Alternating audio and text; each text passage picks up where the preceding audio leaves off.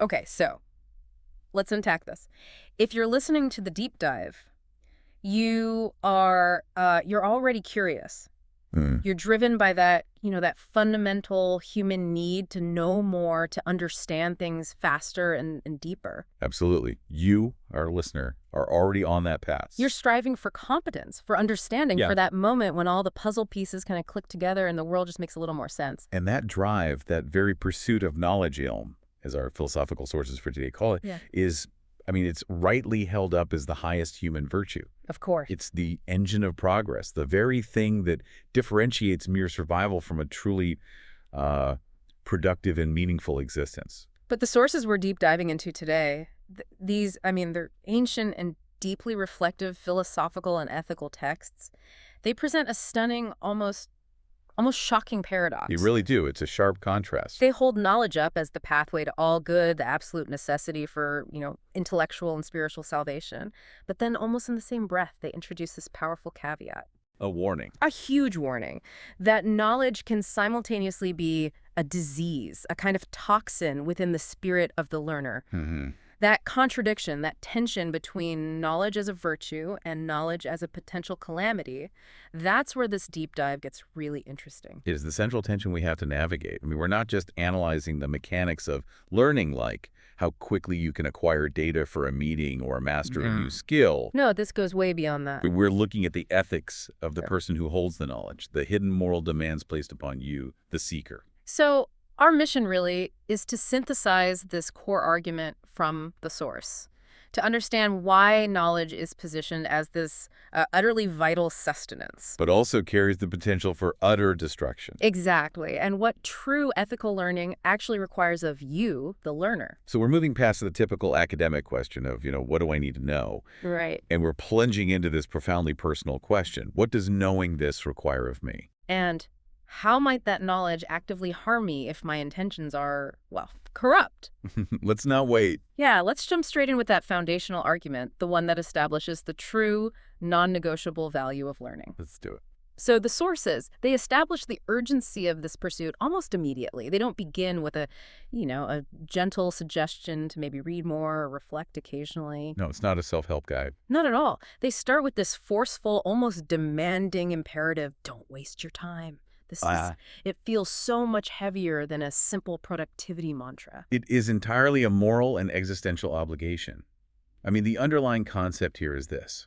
Time is the most finite, non-renewable currency we have. Right. It's the one thing you can't get back. It's what we spend to achieve any end. Yeah. And the sources imply that the only truly valid investment for that precious currency is the pursuit of knowledge, of ilm. So any time spent not learning Yeah. is just wasted.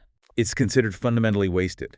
Time spent allowing that resource to just slip away in ignorance or, distraction.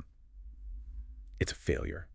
A failure to use your allotted lifespan for its highest purpose. Wow. It establishes this sort of binary state where stagnation isn't just inefficient, it's an actual moral failure. That sets incredibly high stakes right from the very beginning. I mean, if every moment spent in non-learning is a wasted moment, the pressure to maintain constant intellectual engagement must be immense. It is, but you could also frame it as a pressure derived from a love of potential, not a fear of failure. The goal is to maximize the utility of your mind and your time. I see. So it's about fulfilling potential. Exactly. And this urgency leads directly into what I think is the most powerful core analogy the source is present. Mm. It equates knowledge to the most fundamental, non-negotiable needs of life itself. You're talking about the comparison, the one where knowledge is to humanity and the world as air and water are to the dunya, to this immediate physical existence. That is startlingly direct. It is. And what's so fascinating about this choice of analogy, air and water, is that these are the absolute non-negotiable conditions for survival. They're not luxuries. Not at all. They're not supplements or things we can tolerate a deficit of for very long. Right. Without air, life ceases instantly. Right. Without water, the whole system breaks down within days.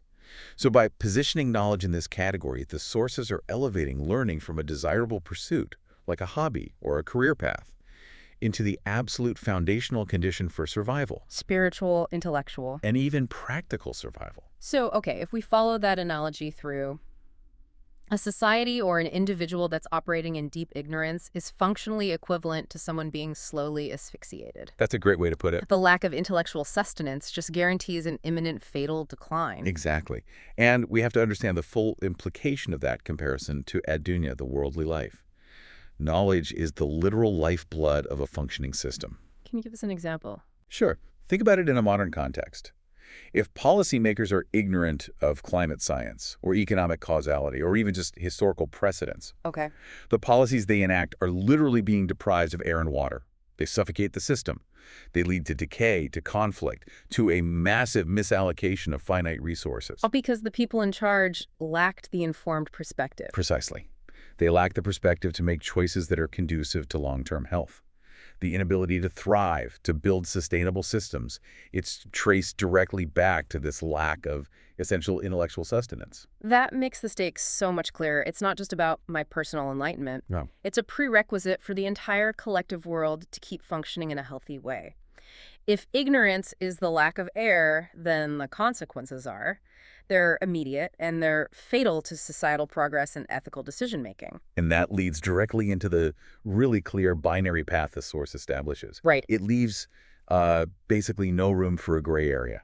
Knowledge is explicitly named as the pathway to all good, Tariq al-Khair, and ignorance is, conversely, the pathway to all evil, Tariq al-Shar.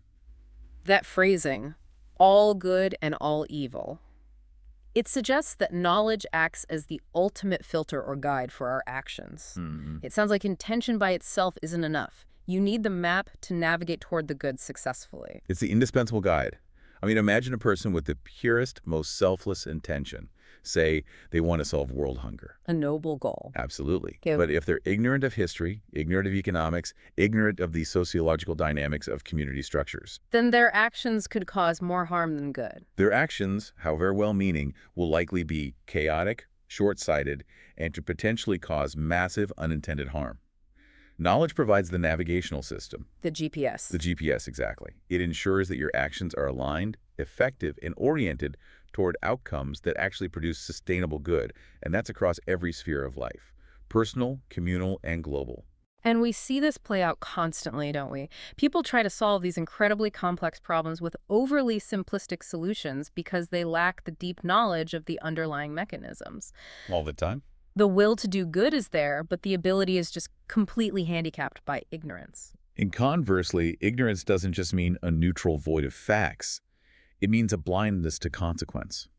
If ignorance is the road to all evil, it's because it leads to impulsive, ill-informed, and often short-sighted decisions. Decisions driven by immediate desire. Exactly. Immediate desire rather than long-term benefit. Without the guide of knowledge, human action tends towards self-gratification and emotional reaction, Right. which it invariably results in broader structural harm. So the source is framing knowledge as the indispensable tool for aligning your noble intention with a beneficial, sustainable reality. It's the map, the compass, and the specialized skill set required to successfully navigate existence. So knowledge is the foundational, life-sustaining, and guiding principle for any successful ethical life. This establishes the absolute agency and necessity of the pursuit of ilm.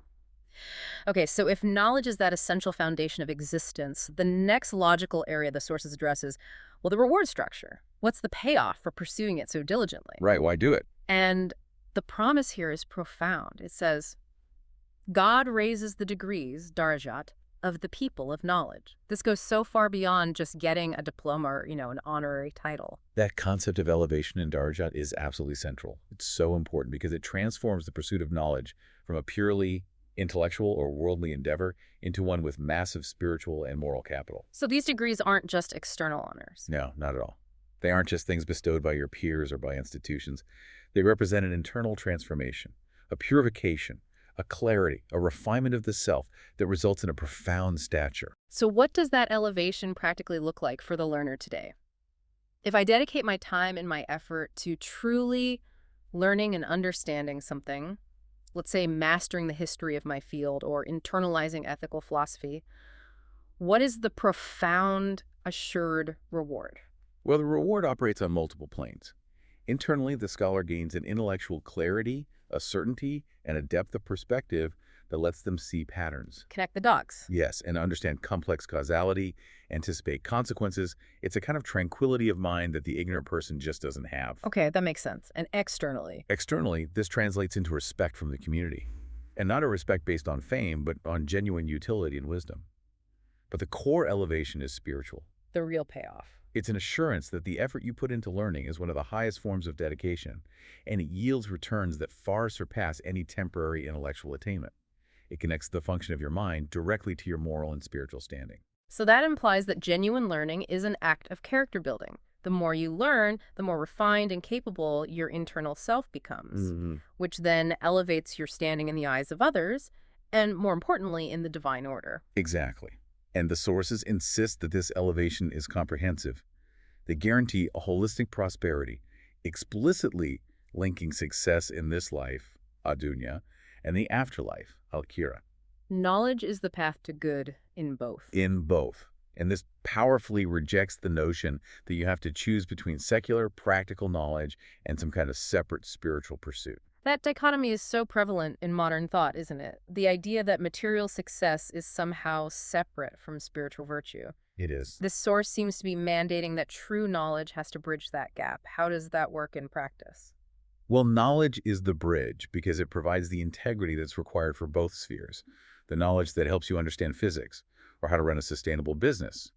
It's governed by the same ethical framework as the knowledge that guides your internal reflection. If you're ignorant about how to manage your worldly affairs effectively, let's say you ignore basic principles of health, or you lack financial management skills, that struggle can create massive internal obstacles. I see. So if I'm ignorant about nutrition and my health starts to decline, that physical struggle impedes my ability to focus. To be patient. To be patient, to engage in ethical action. And so that directly impacts my spiritual pursuit, my alakira. Precisely. Or, if you're ignorant about sound financial practices, that instability creates anxiety. It forces you to make decisions based on immediate need rather than ethical long-term planning. And that affects your ability to be generous or just to live with integrity. It does. Knowledge secures the ground beneath your feet. It provides the stability required to think beyond just immediate survival and to focus on your ultimate purpose. Without that stability, a scholar is constantly distracted by the chaos caused by their own lack of practical understanding. That is a really profound understanding of holistic living.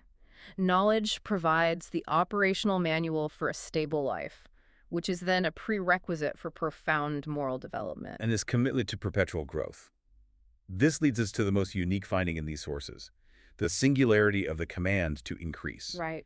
The text highlights that God only commands his servant to seek increase, yastazid, in knowledge. That detail really stood out to me because when you look at all the other things humans naturally strive for, material wealth, power, sensory pleasure, the universal ethical instruction is always about moderation. Detachment. Detachment or gratitude for what you have. There are always hard limits put on those things. Absolutely. Think about power. Seeking unlimited political or corporate power is warned against constantly because it inevitably corrupts. Of course. Material wealth, past a certain point, often becomes a burden and a distraction, or worse, a source of moral decay. We're told to be content, to practice restraint. We are rarely, if ever, commanded to perpetually demand more of these finite, potentially corrupting resources. But knowledge is fundamentally different. We are consistently instructed to demand an infinite increase in knowledge. Why? What makes knowledge the sole exception to this rule of moderation? Because knowledge is the one resource whose utility never diminishes. Its value only compounds, and which, unlike physical wealth, cannot be exhausted by use. It can only be strengthened by sharing. The source implies that the pursuit of knowledge is the only human endeavor that is inherently good, universally useful, and infinitely scalable without corrupting the seeker. But there's the catch. There's the catch, provided the intention is pure. Which, of course, brings us to the next section. So you can never know too much. The only danger lies in why you're seeking the knowledge and what you intend to do with it once it's acquired. It's a mandate for perpetual growth, connecting the human intellect to the vastness of creation itself. It connects us to the infinite. The quest for ilm is the perpetual growth mandate that's inherent in our design. It suggests that stagnation isn't just a waste of time, as we talked about earlier. Right. It's an active rejection of our highest capacity. So we've established knowledge as life-sustaining, divinely elevated. and the sole focus of this command for infinite increase. We've painted a picture of absolute virtue, Hmm. and yet now we get the profound paradox, the intellectual handbrake turn, where the source explicitly states that knowledge can be a disease. How? How can something so vital become a source of sickness and destruction? This is the critical, almost terrifying juncture in the text. The source is forcing the learner to understand that having the map does not guarantee you'll reach the destination. Right. The knowledge itself, the facts, the equations, the spiritual texts, that is ethically neutral or even inherently beneficial. The disease is not in the information. It's in the person. It is in the internal contamination. Yeah. The corrupted intention, even a selfish application of the one who holds it. Knowledge, when it's filtered through greed or vanity or ego, becomes a toxic agent within the individual soul, and it guarantees destruction. And the source uses the most provocative, the most extreme example to illustrate this threat. It's unforgettable. The first person ignited in the fire, the first example of utter catastrophic downfall, will be a scholar. That is the ultimate warning. It is the ultimate humility check for every single person who prides themselves on being learned. It demonstrates that intellectual competence is a very poor substitute for ethical integrity. In fact, it raises the stakes. It raises the stakes exponentially. An ignorant person might err out of a simple lack of awareness, a mistake due to blindness. But a scholar who errs does so with full informed knowledge of the ethical requirements and the consequences. So their failure is more deliberate. Far more deliberate, and their punishment more severe. They have rejected a truth they clearly understood. Okay, let's deep dive into those specific corrupting motivations. The source identifies two primary categories that turn knowledge into this disease. And they're not based on lacking facts, but on a kind of moral bankruptcy. Right. First, seeking the world, adunya, and second, seeking fame and ostentation, ashura. When a scholar seeks the dunya, they're essentially committing a kind of intellectual treason. They are taking this profound, specialized insight, the air and water of society, and reducing it to a commodity. A commodity used solely for temporary earthly gain. Exactly. This is where intellectual expertise becomes a tool for personal extraction rather than for collective contribution. Can you give us some concrete modern examples of what seeking the dunya with knowledge looks like, maybe on a sliding scale? Certainly. It often starts very subtly. Perhaps a scientist begins to shade their research findings just slightly Okay. to secure a lucrative corporate grant, knowing that full transparency would risk the funding. Small compromise. Or a financial analyst who possesses this incredibly complex knowledge of market mechanisms uses that insight purely to exploit loopholes for massive personal enrichment, rather than using that knowledge to create stable financial systems that benefit the broader community. They know the truth. They know the truth, but they weaponize the facts for maximum personal income. They've prioritized the fleeting, temporary world, the material paycheck, over the enduring purpose of their learning, which should always be truth and benefit. That's the slippery slope, isn't it? It starts with a slight compromise of integrity to gain a small advantage, and it ends in the wholesale corruption of their function as a scholar. Precisely. And the second pitfall, seeking fame and ostentation, ashahura, is equally destructive because it contaminates the inner motivation. This one feels even more personal. It is. This is using knowledge not to serve the truth, but to gain prestige, recognition, status, and the applause of people. The scholar becomes obsessed with being seen as learned. Their focus shifts. Completely. It Yeah. shifts from the integrity of the subject matter to the size of the spotlight, the number of followers, or the prestige of their title. So the knowledge just becomes a tool of vanity. It becomes an amplifier for the ego, which naturally breeds arrogance. We've all seen scholars who are incredibly knowledgeable, but utterly insufferable, because their expertise serves their ego, not the truth. That arrogance is the core problem. The knowledge itself should induce humility. The more you know, the more you realize how vast the unknown is. Right. But when Shura is the driver, the knowledge functions as a shield of self-importance. And that ultimately leads to the scholar's true failure. The source makes it clear their punishment was not for their knowledge, It was for their ignorance. for their fundamental ignorance of the rights owed to that knowledge. They were intellectually rich, but ethically bankrupt. That is the essential paradox. The most knowledgeable person can be the most profoundly ignorant. Okay, let's spend some significant time breaking down these three categories of neglected rights. This seems to define the true responsibility of the learner. I agree. And we can view these three rights as defining the required relationships of the scholar: their vertical relationship with the source of truth, their internal relationship with their own character, and their external relationship with the world they serve. Let's start with the most profound one: ignorance of the right of their Lord. This is the failure to recognize that knowledge is an illumination. It's a profound gift, a sacred trust.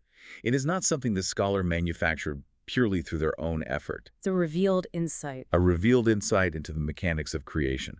Failing to acknowledge this ultimate source leads directly to intellectual hubris.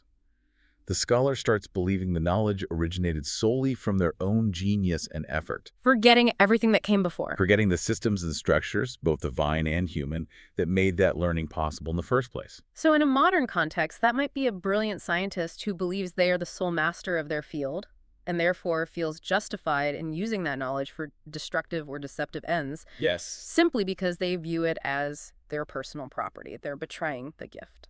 Precisely. They fail to use the knowledge in a way that aligns with the higher ethical purposes it implies. They treat profound wisdom as their personal commodity for control or profit, rather than a collective trust for service. They forget the gratitude and the humility required when you're accessing such powerful truths. And when they forget the source, it naturally poisons the self, which leads us right into the second category: the ignorance of the right of their self. Nafine. This is the failure of self-purification and character integration.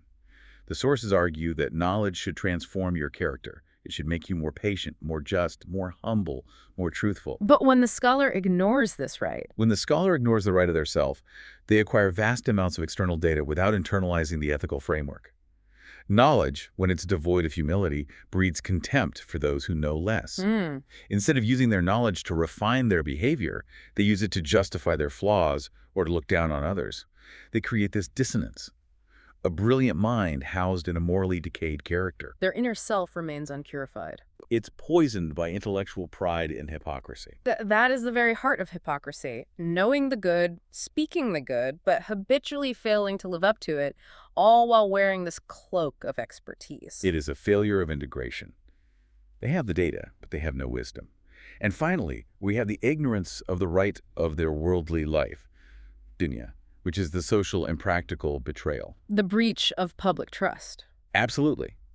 The scholar possesses the most vital sustenance, the air and water of the world, but they use it selfishly, purely for personal fleeting gain instead of collective benefit. How does that show up? They become intellectual gatekeepers, using jargon and complexity to exclude others, or they become explicit exploiters of information asymmetry. So they misuse their power. They misuse their power, which comes directly from their specialized knowledge, to manipulate markets or systems or people for maximum personal extraction. Their failure is in turning a tool explicitly meant for collective progress into a weapon for personal enrichment. They forget that the purpose of specialized insight is sincere, selfless service to the wider community. Yes. So the sources make it undeniably clear. The scholar is judged far more harshly, not because they knew more, but because they understood the ethical responsibilities that came with that knowing. Exactly. The duties owed vertically, internally, and externally, and they willfully ignored them to satisfy their ego or their immediate worldly desires. Their downfall is so tragic because it was completely avoidable.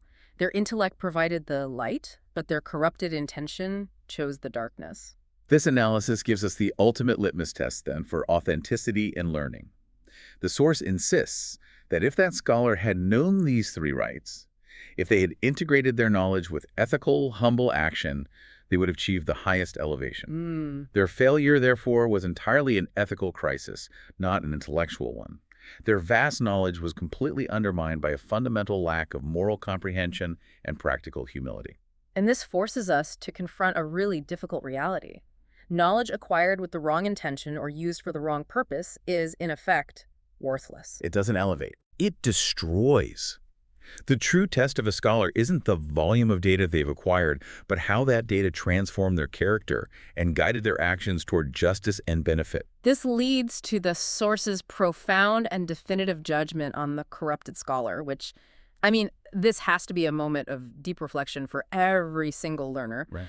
That person was not truly a scholar, Alim. No. They were merely an ignorant person, Jahil, pretending to be learned before the creation of their Lord. And this is the definitive philosophical distinction between data and wisdom.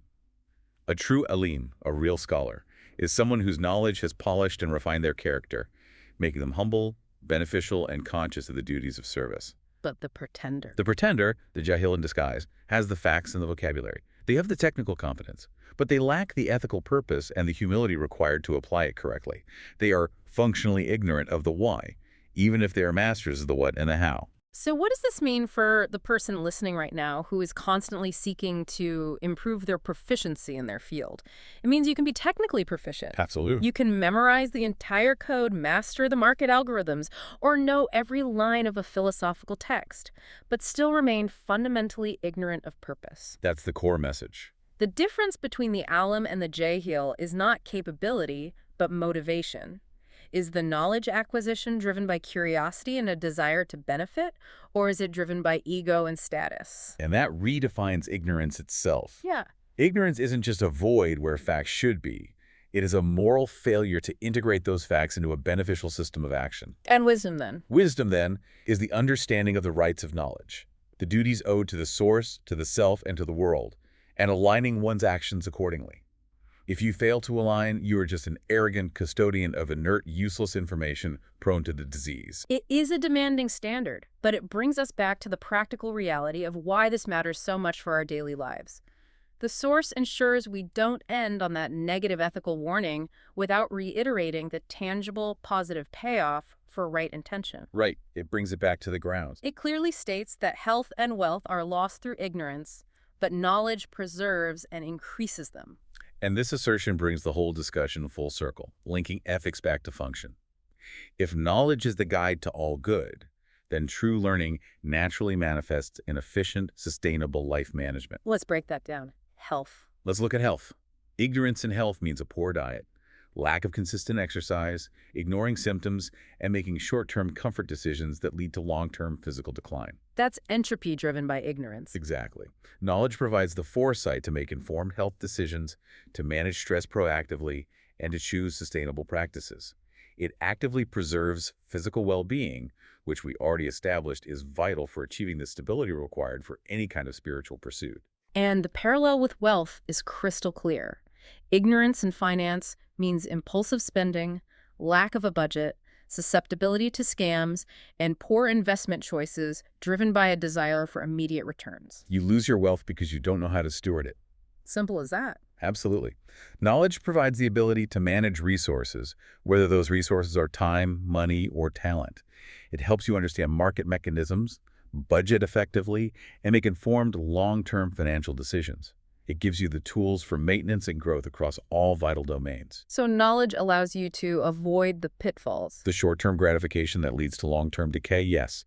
And instead, it helps you build structures that not only sustain what you have, but actively increase it. It ensures that the finite assets you possess are utilized to their maximum potential. Simply because you know how to manage them effectively and ethically. Exactly. So the true scholar isn't just the most decorated or the most published, they are the most responsible.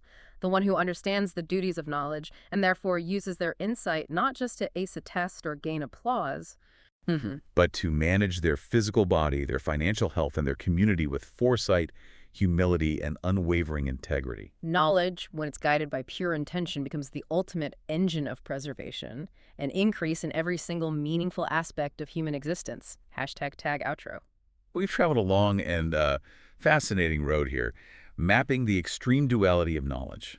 We started with this absolute necessity. It is life-sustaining, it is divinely elevated, and it is the source of all good. Right. But we ended by confronting its dual nature. That same extraordinary power, when it's corrupted by selfish intention, becomes a toxic disease leading to personal destruction, potentially even for the most technically proficient among us. The final synthesis is unambiguous. The simple pursuit of knowledge is not enough. True learning requires constant and often painful self-assessment regarding one's motivation. And the source provides us with that ultimate ethical litmus test. It does. Are you acquiring this knowledge for the sake of the truth and the resulting benefit for the world, or are you acquiring it for the sake of worldly gain and personal fame? The source insists on that binary. The former motivation makes you a true scholar, alim, benefiting both yourself and the world around you. And the latter. The latter, despite all the data you possess, ensures you remain a functionally ignorant pretender, jahil. The failure is not in the capacity to learn, but the failure to apply that learning ethically and humbly. If we connect this to the bigger picture, this raises a really important question for every learner, for you, our dedicated listener. Hmm. When you acquire a new, potent piece of information, a powerful technical skill, a deep spiritual insight, or a critical historical fact, what is the right you owe to it, and how will you apply it? Is that application aligned with the humility and service required of a true scholar? Or is it merely fueling the temporary ego of a pretender? That is the ultimate challenge posed by these ancient texts. We are all seekers, right? We're constantly striving to move up those degrees of knowledge. But if the greatest scholar, the one with the most facts, can be deemed ignorant due to a lack of ethical perspective and humility, we have to constantly reassess. How does your pursuit of knowledge fundamentally change the way you interact with the world and with your own self? It's the key question. The ultimate test of learning isn't what you know, but who you become because of it. Keep that distinction in the forefront of your mind as you move forward.